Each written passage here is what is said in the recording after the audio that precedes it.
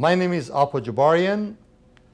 Today's program will touch upon the geopolitical situation in the South Caucasus and specifically Armenia, and more specifically southern Armenia's Sunnic region, which is internationally known Zangezur region.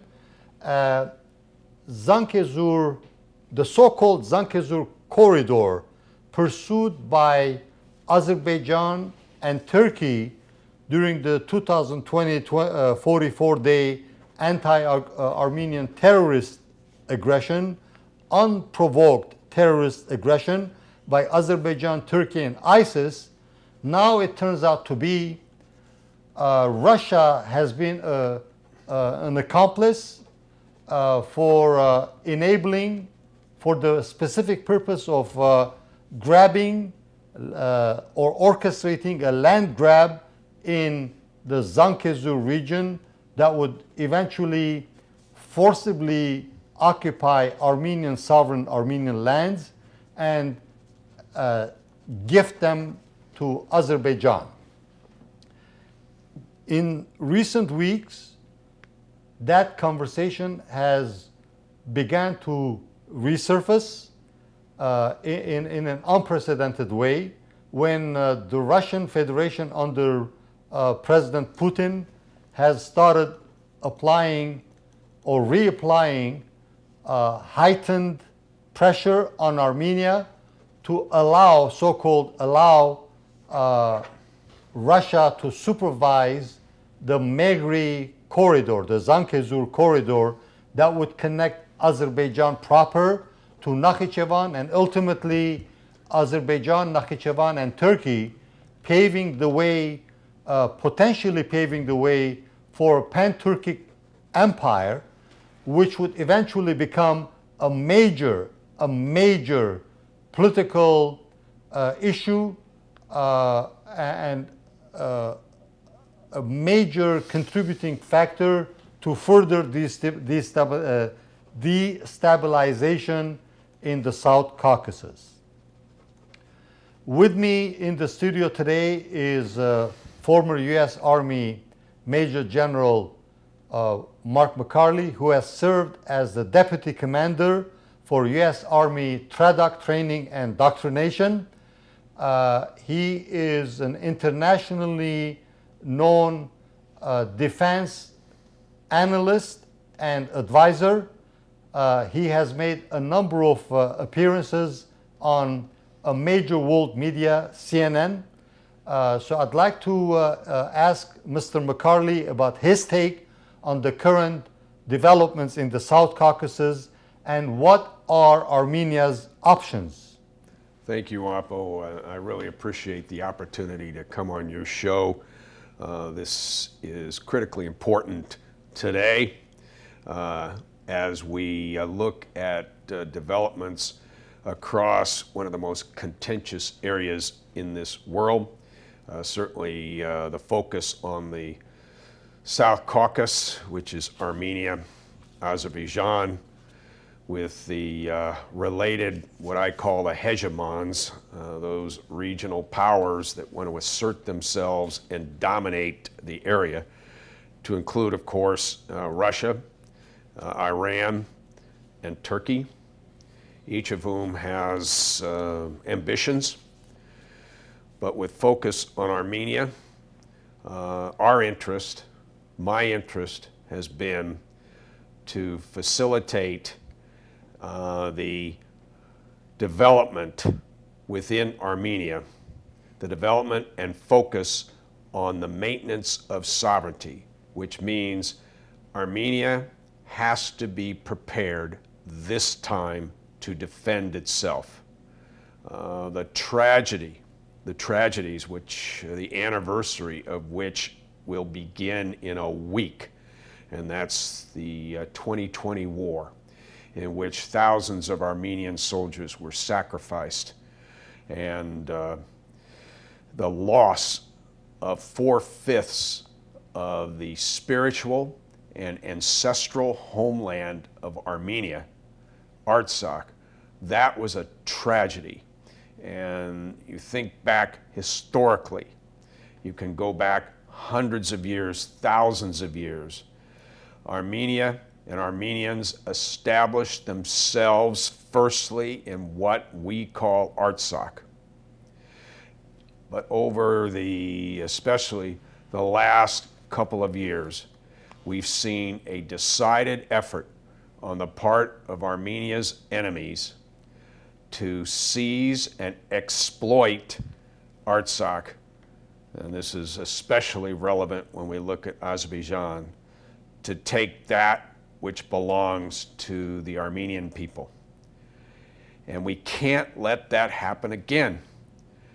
But lo and behold, the 2020 war, as I have discussed a couple of times on this program, I was present in Artsakh with the head of the Army of Artsakh in 2016, when Artsakh was attacked without notification, brutally, by the forces of Azerbaijan. But I have to salute the courage of the defenders of Artsakh and those Armenian soldiers, men and women, who came into Artsakh to protect the sovereignty of Artsakh. And then, of course, a couple of years later, in 2020, almost 4 years later, we have the consequence of lack of attention, lack of focus, lack of preparation within many circles, political, military, even cultural circles in Armenia. And those circles failed to prepare the country for what took place during the 44-day war. So Apo, I could continue this. There's so much to say about what I've seen over the last decade, almost a decade, in terms of decisions that did not result in positive outcomes for Armenia. And maybe that's what we're going to discuss tonight. In the wake of the 44-day anti-Armenian aggression, when world Armenians witnessed Russia's defense minister Shoigu congratulating Azerbaijan on the so-called victory against Armenia, that came like a major shock for world Armenians. And has it also been a shock for the defense and foreign policy establishment in Washington, D.C., specifically, and in the free world, including EU, European Union? There's a lot of ways to answer that question. You know, Azerbaijan has had a long history. It itself was an extension of the Soviet Union, as was Armenia. And then you saw Azerbaijan, and I think this is attributable to the fact that Azerbaijan is a resource-rich country. It's got oil, and oil means money, and money gives Azerbaijan and gave Azerbaijan the ability to outfit itself militarily with hardware that ultimately was used to prevail in that 2020 war. Now, what was, in some cases, some people would call it shocking, when Iliev was embraced by the Russian Minister of Foreign Affairs. Was that shocking in a sense that we saw it? Yeah, only because those of us who had observed the relationship of the Soviet Union to both Armenia and Azerbaijan, the view was that both were subservient states of the Soviet Union. Certainly they had, from Armenia's position in Azerbaijan, they had been incorporated within the Soviet Union since the 20s. That's the 20th century, 1923, 1924. But the thought was that Russia, the Federation, in 2020 would maintain some degree of neutrality. And frankly, from the way that I now look at it, perhaps many of us were naive in believing that Russia would maintain this level of neutrality.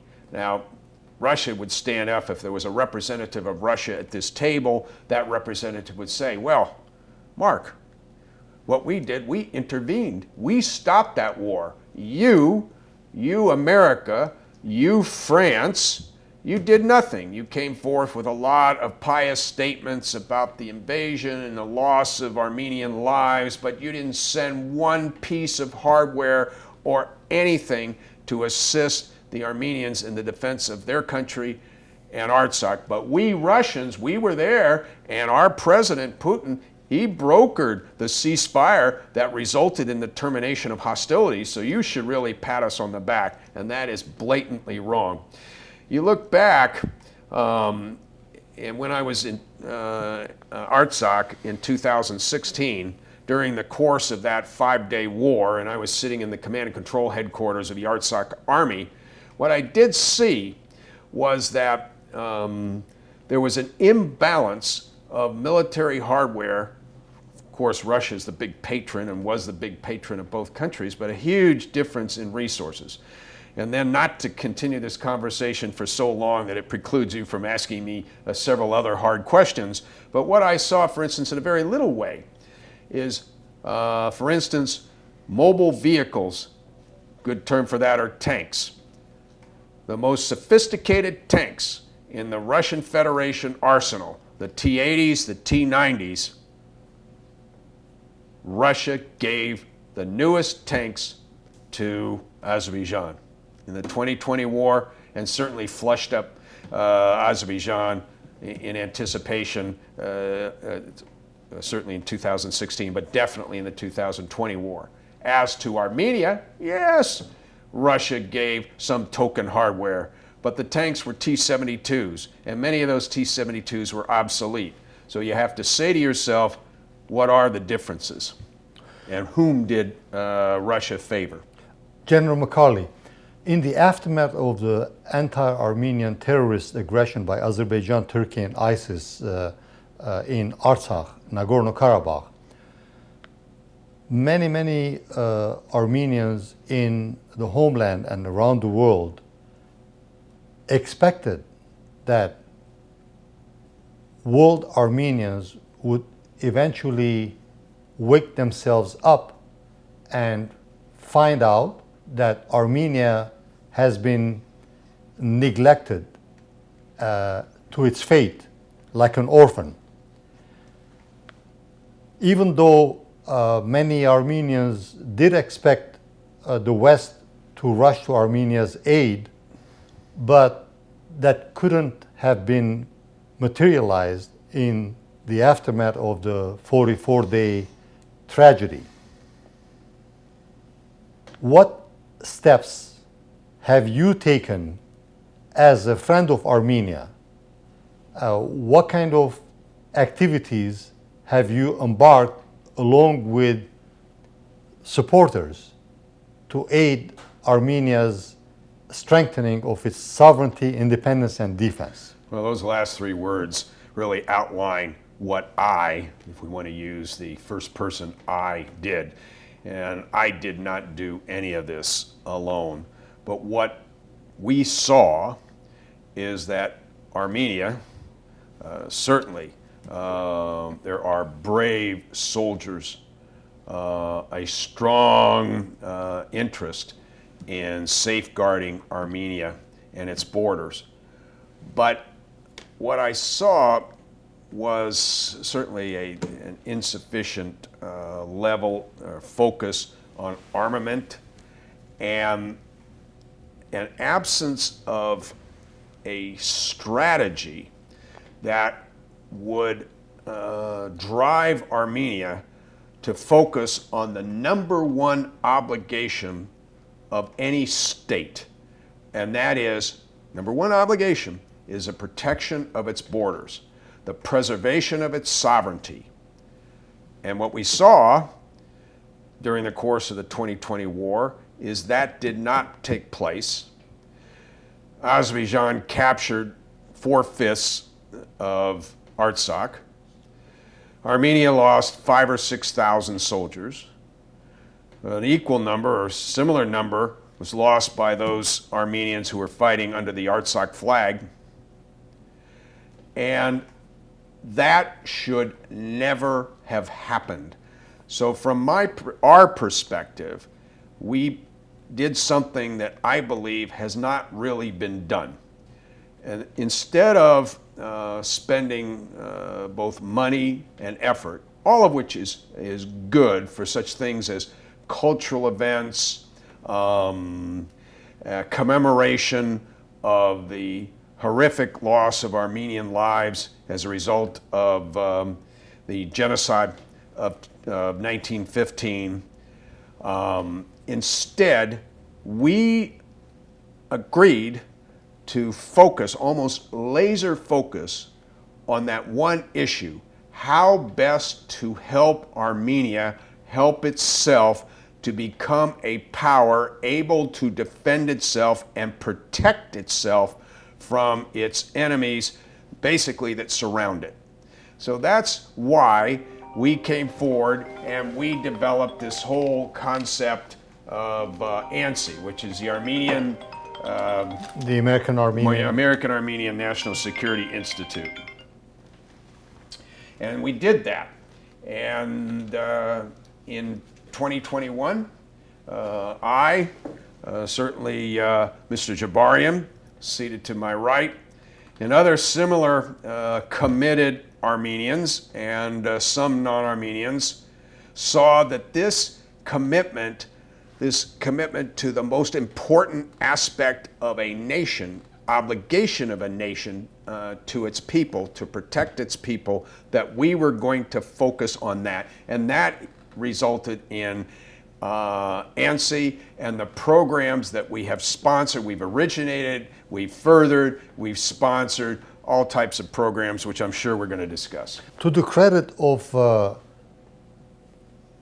good number of American Armenian supporters of ANSI, the American Armenian National Security Institute, and thanks to the able and visionary leadership of Mr. MacCarley, I have personally witnessed the successful execution of several humanitarian, educational, and journalistic missions to Armenia, and ANSI became the first organization of its kind that was able to lead a team of journalists and defense experts to the Republic of Artsakh in the aftermath of the 44-day anti-Armenian aggression, becoming the first Western team that has arrived in Stepanakert after the cessation of the terrorist aggression by Azerbaijan, Turkey, and ISIS.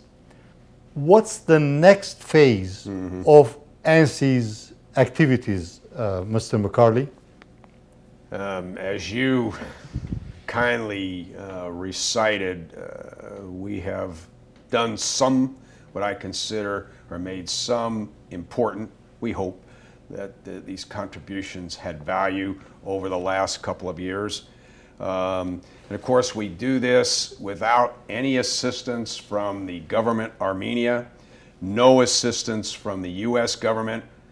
Whatever we do is supported by members of the Armenian diaspora, and as well those other far-sighted and patriotic non-Armenians who are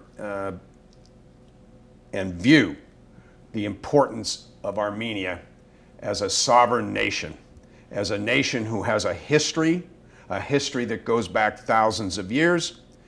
And so amongst our supporters, we have been able to conduct multiple educational missions. We have been invited by the Senior War College in Armenia to provide instruction in subjects, military subjects, strategy, and laws of war, other things, the capabilities, defensive strategy and tactics.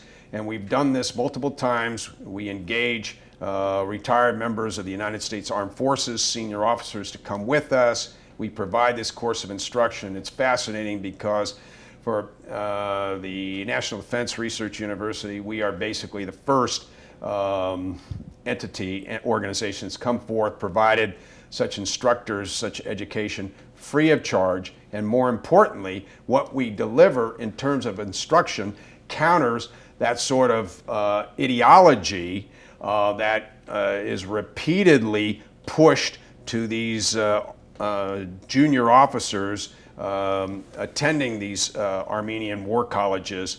And we have been able to show these men and women that there's another way of looking at the world, another way of protecting the sovereignty of Armenia other than what Russia has to offer. And that's just one of the things that we do. And we'll go through the other ones as we progress. What other efforts ANSI has executed? Well, one that we always keep an eye on, and this is dear to my heart, is to support the veterans hospitals for those heroes of the armies of Artsakh and Armenia who have sacrificed and require continued treatment because of their war wounds. And so we've made contributions, we continue to make contributions, and I feel that that's the right thing as a veteran myself to understand that that commitment of money, resources, and you could call it love toward those who have made sacrifices, that is so meaningful, not only to those men and women in the hospitals and veterans care facilities, but to the country writ large, meaning that Armenia sees that there are those outside who want to help. Mr. MacCarley, before we talk about the newest line of effort by ANSI, which is the Humanitarian Support Brigade training in Armenia, which is a groundbreaking achievement in and by itself, creating a new culture in the Armenian diaspora for mobilization to Armenia in times of national emergencies. Can we talk a little bit about the fact that Armenia is being, I wouldn't say mistreated by the West, especially by Washington, D.C., in terms of foreign aid? In other words, you were mentioning a very interesting fact that how do you qualify? Do you think U.S. assistance to Armenia is at appropriate level? No. But what we've seen is the difficulty that Armenia faces when it seeks assistance worldwide, assistance from NATO countries, France, England, Germany, seeks assistance especially from the United States. So in those opportunities, those engagements which I've had with senior members of our defense establishment, there is one theme that surfaces, and that is, yes, General MacCarley, we understand what you have brought to our attention, the need on the part of the Armenian Armed Forces to engage, receive training, and be outfitted with modern and highly capable weapon systems, which the U.S. has provided to other allies, but, and it's that but that is so incredibly troubling. And what these senior officials say is, yes, but Armenia has not fully extricated itself from the grasp of Russia.